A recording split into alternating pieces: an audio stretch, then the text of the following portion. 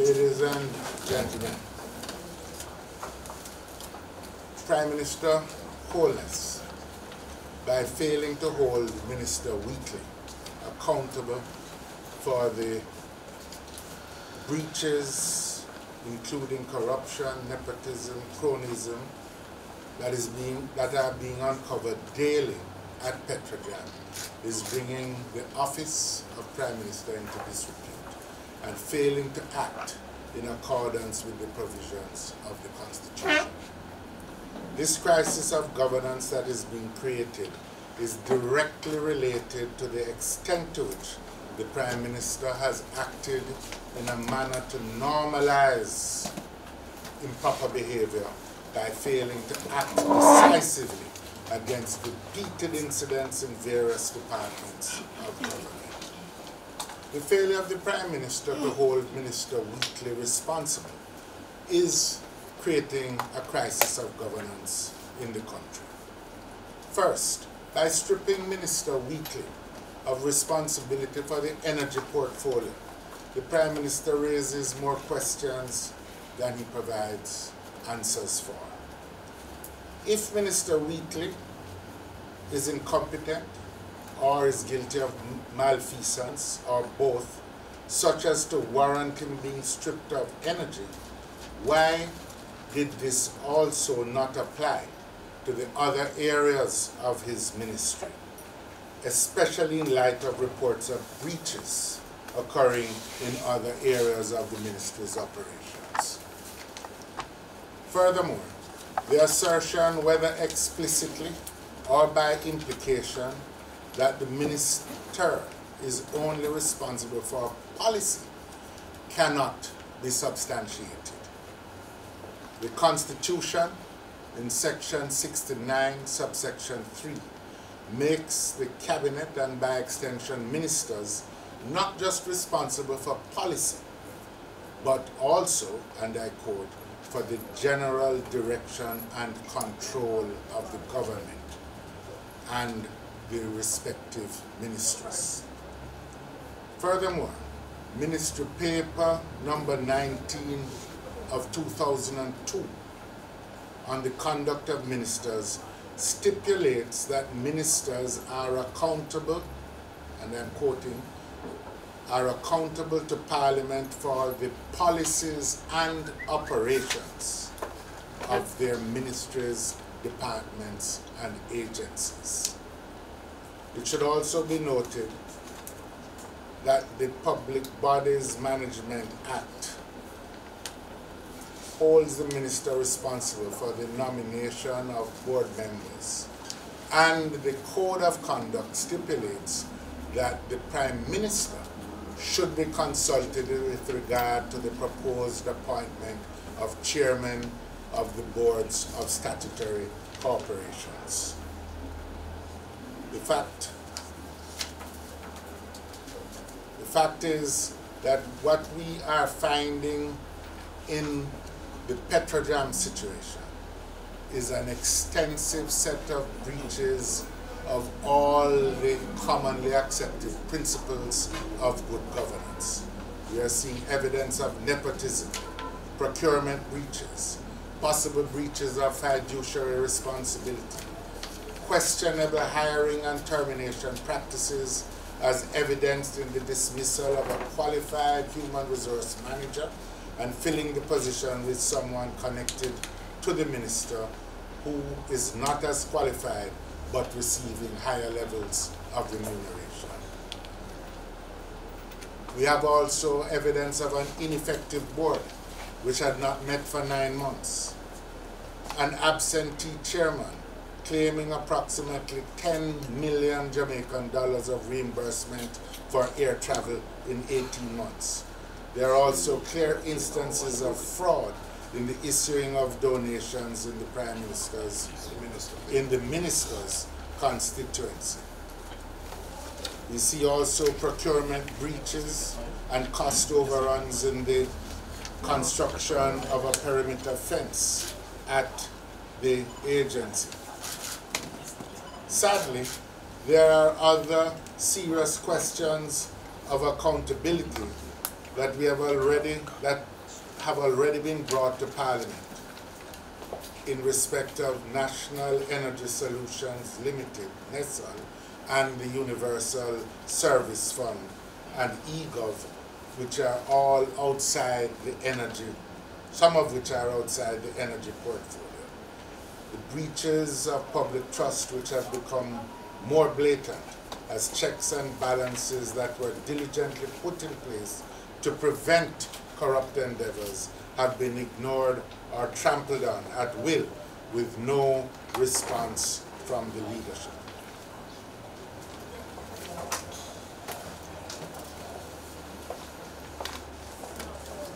Based on the overwhelming evidence unearthed during the much publicized sittings of Parliament's Public Accounts and Appropriation Committee, the demands of civil society for a serious and firm response to the breaches of public trust, Minister Wheatley must be relieved of all ministerial responsibilities. I think it is worth pointing out that in view of the demands of the private sector, of National Integrity Action, and most recently of the Jamaica umbrella group of churches, we expect the Prime Minister to act decisively in this matter, as he did against then Minister of Transport Mike Henry during his previous administration, that is to say the Prime Minister's previous administration, when he relieved Minister Henry of his cabinet responsibilities on account of breaches in the JDIP program. This is the standard practice in the type of democratic arrangements typical of ours and of the others that are applied in the Caribbean. Failure on the part of the Prime Minister to act in this matter will force the opposition to review our collaboration with the government inside Parliament and outside. Our responsibility is fundamentally to protect the Jamaican people and to protect the democratic traditions to which we have all become accustomed. Thank you very much. Thank you, Mr. President. President. Right. Dr. Phillips, your last comment, failure to do the right thing, my words, will now allow you to support a particular stance as it relates to collaborating with the government, particularly in Parliament. Could you give us an idea of some of the things that you're contemplating? What are the measures, what are the plans you have should the Prime Minister fail to fire Dr. Wheatley? Well, I think the point I would make is this. Smooth government in our system requires extensive cooperation between government and opposition in all kinds of areas. It involves cooperation in relation to the passage of important legislation. It requires consultation and collaboration regarding particular appointments of boards. It requires collaboration regarding far-reaching policy initiatives. All of these things, including how we conduct ourselves in the Parliament, are standard in our democracy. What we are saying quite simply is that we expect the Prime Minister to act, and failure to do so will bring into question the basis for further collaboration in all of these areas. I am not going to say now what our response will be, quite frankly, because I expect good sense to prevail, and I expect the Prime Minister to conform with the requirements of the Constitution and the expectations of our political traditions. Again, if he fails to act, could this impact the recently started bail-out talks? It could.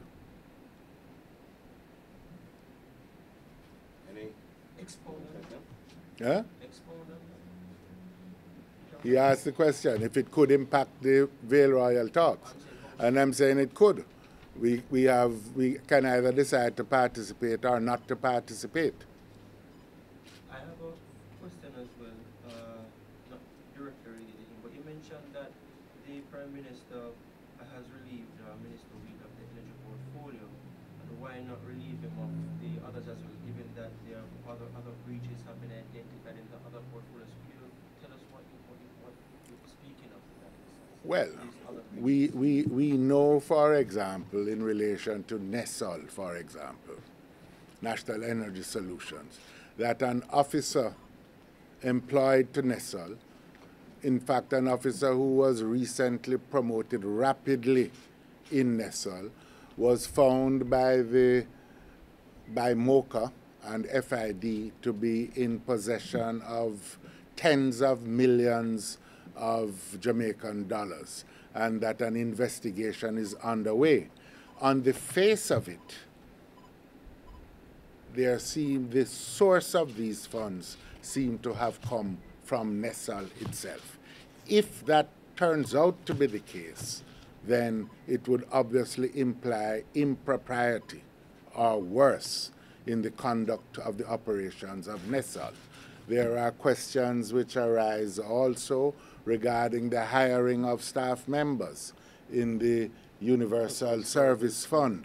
The same kind of situation of unqualified but politically connected people being hired to high positions without the proper employment procedures having been applied. All of these suggest that the carnival of misconduct uncovered in PetroJam was not limited to that agency alone, but applied to the other areas of the ministry. And I raised the simple question: if incompetence was evident in relation to the management of one area of the ministry, why exclude the penalties for such incompetence from application in other areas of the ministerial portfolio? Having said that, though, Dr. Phillips, given what you mentioned as the extensive set of breaches taking place now, it's almost easy for one to get lost in everything that is going on. But there doesn't seem to be, at least from some public commentators that produce a program on television, and someone speaking last week, in terms of the general line of questioning from the opposition in terms of a targeted, specific zeroing in on some of the specific issues. So as opposed to asking of, do you think you are responsible for, as opposed to, you are responsible for so and so and fail to act on so and so, and as a result we think. Do you think the opposition is failing in how it is handling this issue of all these, of what is coming up? No, I don't think so. I think that the responsibility of the Prime Minister is to ensure that the appropriate constitutional provisions are met. A minister does not appoint himself. He is appointed by a Prime Minister. In our tradition, ministers are to be held accountable for breaches in the good conduct of the operations of their ministry. Mr. Wheatley obviously thinks that he is not accountable for any of what occurred. The Constitution says he is responsible for the general direction and the operations of his ministry. He's accountable to the Parliament. He's accountable, in the first instance, to the Prime Minister. It is also a requirement that he recommends board appointees. That's what is required by the Public Bodies Management Act. And the Code of Conduct requires him to consult with the Prime Minister about appointment of a chairman. It is clear that the chairman has breached fundamental responsibilities. Someone in the political directorate should be responsible for these matters as well. There is an extensive number of breaches that have occurred involving the loss of hundreds of millions and perhaps up to $1 billion of taxpayer money. This can't be just left without sanction, without penalty, without anyone being held accountable. What sanctions or penalty are recommended, or what do you think should happen? The firing of the minister, I don't know. That's the point that we have said. In the first instance, matters of corrupt behavior and criminal action are not for the Prime Minister to determine. Those are being investigated by National Integrity Commission, by MOCA, by the Auditor General, and possibly by other agencies which have responsibilities in that regard. What the Prime Minister is responsible for in the first instance is to uphold the Constitution as far as the conduct of ministers is concerned. That's his responsibility. Just quickly, in terms of the litany of breaches, would you say that the permanent secretary has fallen down on the job? Because obviously the permanent secretary should also, is the accounting officer. And we have seen where the permanent secretary in a lot of instances have been called to either PAAC or PAC of Parliament to give an account for her stewardship or his stewardship for the agencies of government under their responsibility. What would you say in that regard? Well, there are particular responsibilities placed on a permanent secretary. But remember that a permanent secretary reports to a minister. The permanent secretary reports also to the permanent secretary's board and to the cabinet secretary.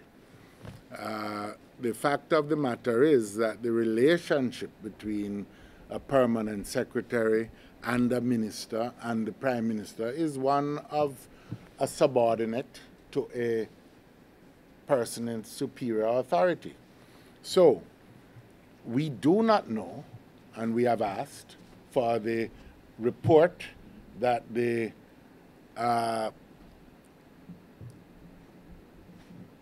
that was prepared by the permanent secretary. That has not been made available. We don't know what the permanent secretary reported to the minister. We don't know whether the appropriate approval of the permanent secretary for foreign trips and others was secured by the persons responsible. And in fact, there's an absolute lack of transparency. So we are not going to succumb to what is a general pattern that is evident in the administration of holding lesser authority accountable, but relieving superior authority, in this instance the minister, of that responsibility.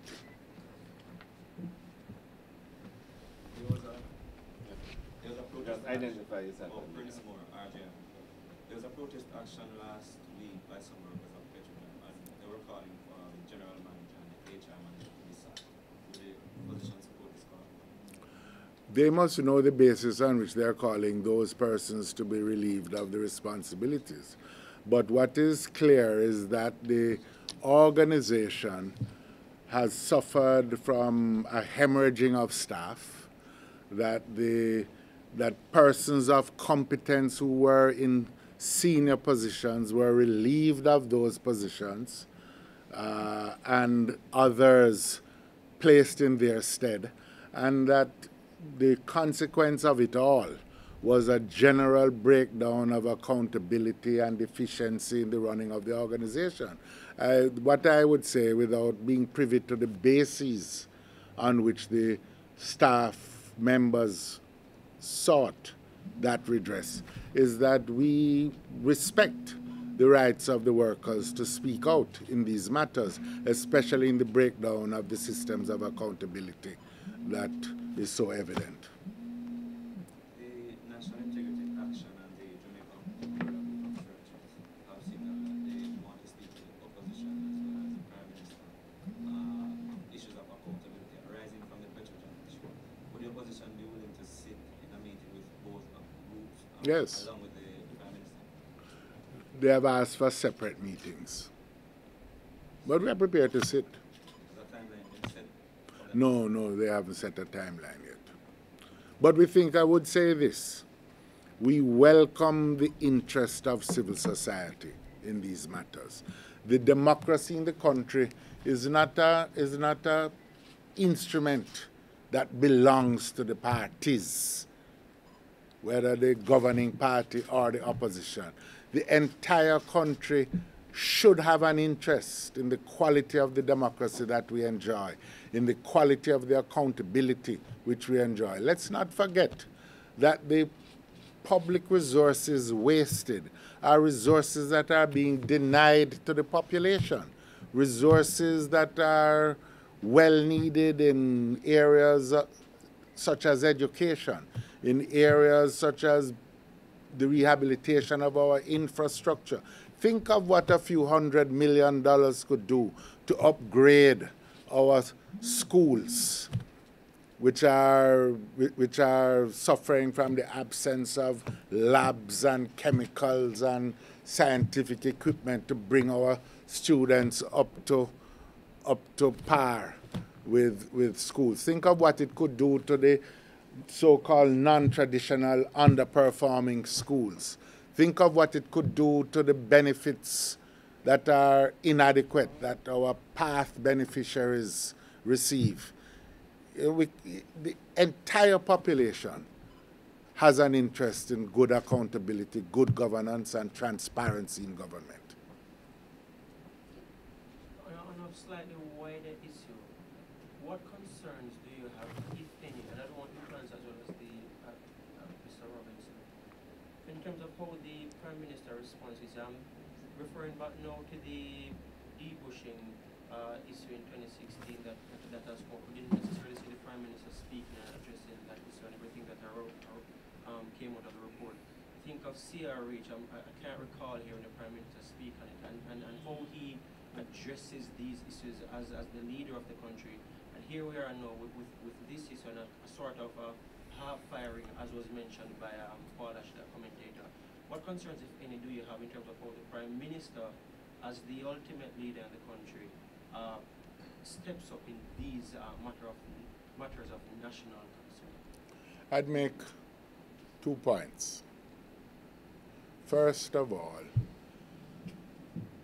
the Constitution and indeed our entire legislative framework places a particular responsibility on a Prime Minister to be the guardian of our constitutional provisions in respect of good governance. The Prime Minister appoints a cabinet. It is a Prime Minister who must hold ministers accountable. If you look at the legislation in relation to the Integrity Commission, for example, as it applies to parliamentarians, the requirements of the legislation is that the political leaders are the first people to be informed where breaches occur in relation to parliamentarians of the integrity legislation. So that the assumption is that a Prime Minister will act to ensure that his ministers are conducting themselves appropriately. That's the assumption in the Constitution. But secondly, and my second comment is this, if you look at the Contractor General's report regarding the bushing program, you will see that he specifically mentions Minister Wheatley as having been a participant in what he, the Contractor General, described as a corruption-enabling device that was evident in the whole debushing program. Failure to act, failure to apply sanctions at the time by the Prime Minister has only set the stage for worse breaches. That shows that, in fact, there are consequences to the Prime Minister's failure to act. And unfortunately, the consequences are being borne by the taxpayers of Jamaica, who have lost not only the money in the 600 million bushing program, but have lost more money. You know, our grandparents used to say a stitch in time saves 9. The failure to correct breaches, which is so evident in the Prime Minister's inaction, only emboldens those who want to engage in improper and inappropriate action in relation to the conduct of their ministries. Mr. Robinson, your thoughts? Well, I think there has been a very clear failure on the part of the Prime Minister to act in all of these instances. You mentioned Cornwall Regional. You could go back to the firearm licensing authority scandal. You go back to the police used car scandal. You go back to the debushing. In every single case when he has had an opportunity to act, he has not acted. He has spoken. He has said all the nice things. So it is a clear failure on his part to apply any sanctions. And the debushing report by the Contractor General was very specific in naming 5 ministers who he said were mendacious in their actions and who facilitated this corruption enabling mechanism. So his words are hollow, quite frankly, on the issue of corruption. He has fallen short of what is expected of a Prime Minister in every single case, and in this case as well. Why not give the report of the Permanent Secretary? So there's transparency, so we know what he knows, and he can inform the public of what information he has right now. Be transparent. That's one clear case that he can do. So, you know, if you look from he has been in office, that's a total failure to act on issues related to accountability.